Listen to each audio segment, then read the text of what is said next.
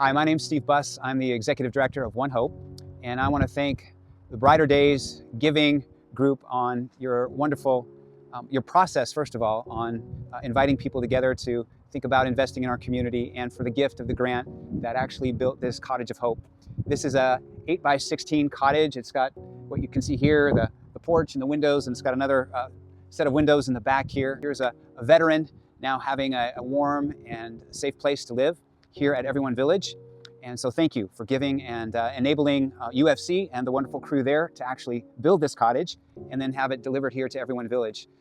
This turned out to be a pretty nice unit. Look at that when they put the flooring in. Woo-hoo. That tomato in your hand and these ground cherries and these marigolds, you're just like taking Cottages of Hope to the next level. Look at that. They're very verbal about their faith, and they're praying and they're acknowledging the Lord often here.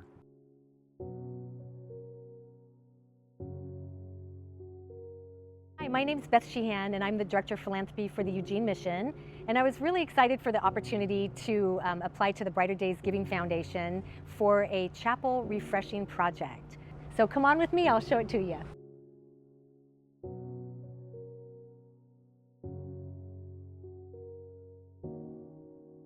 When you come to the chapel services now, the room is almost full on Sunday mornings, and I think there's probably 60 chairs. We can bring in more if we need them, but it's pretty full in the morning. I've noticed a few guests who maybe would kind of stand in the doorway, and now they're coming in and sitting down and enjoying the chapel services.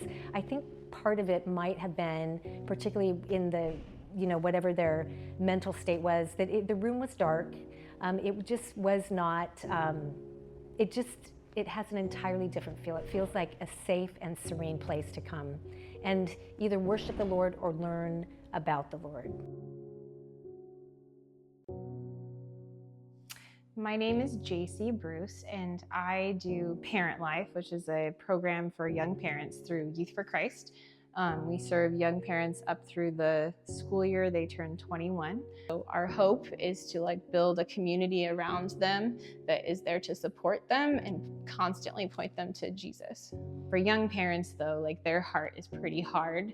They're used to people leaving them, abandoning them, and being unsafe. So it takes a while to discover their story and for them to trust you enough to share your story and then to trust you when you start to share God's story. The grant has really helped us have a more consistent presence in their life and been able to, and have enabled us to reach more young parents also.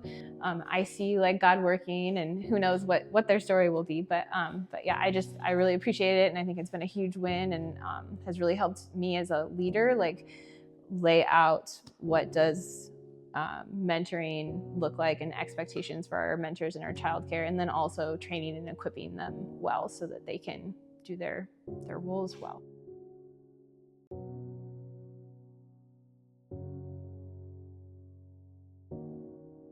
I'm Faith Gilchrist, and I'm the director of Agape Families, and we serve families impacted by incarceration. We've dreamed a lot of dreams over the years, but things have always been sitting on the side, just waiting for the right time and resources to be able to do that. So what we proposed to Brighter Days was being able to launch a parenting class for some of our families that is focused on the TBRI method of raising kids who have a history of childhood trauma.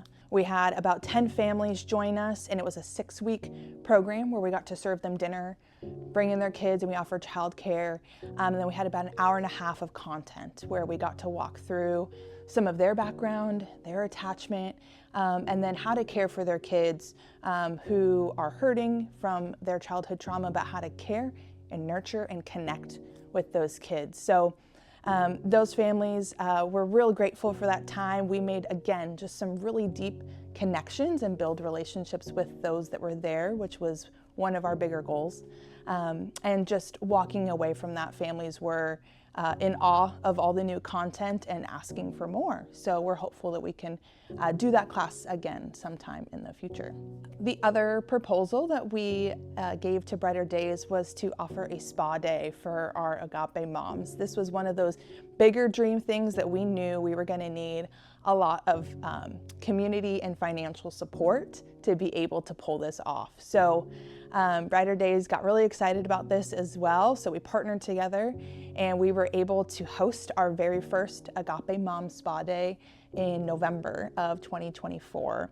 So we invited about 50 to 60 moms to University Fellowship here in Eugene, and we got around 50 to 60 volunteers with us as well. So we were able to offer massage treatments, hair, nails, crafts and flower arranging, as well as just time for quiet relaxation. We were able to offer some yoga, a delicious lunch meal, and just lots of goody, relaxing things that they got to use and also take home with them. Our process with Brighter Days was so unique and special.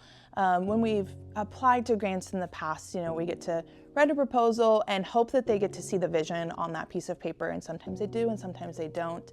But what we really knew was so unique about this process was getting to meet everybody who was on the board and going to be reviewing us, to really get to in person communicate what the need was and what the vision was. And then especially for us, knowing that we are a volunteer supported organization, so getting to have some of the volunteers come with us to our spa day and serve and put out meals and paint nails and all of that was so necessary. So that was a really special, unique aspect of the organization that I'm really grateful for, and hope that it just continues to grow.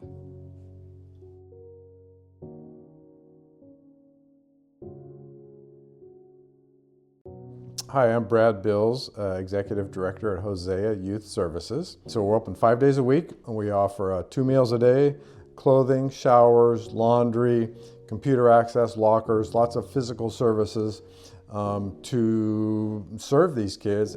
But ultimately, we want to get to know these kids, learn their stories, develop relationships, and figure out how we can help them move forward to become self-sufficient, to pursue what we call lives of health and purpose. So it's been really fun to figure out different ways to serve these young people more from the emotional, mental, and ultimately spiritual side of their lives.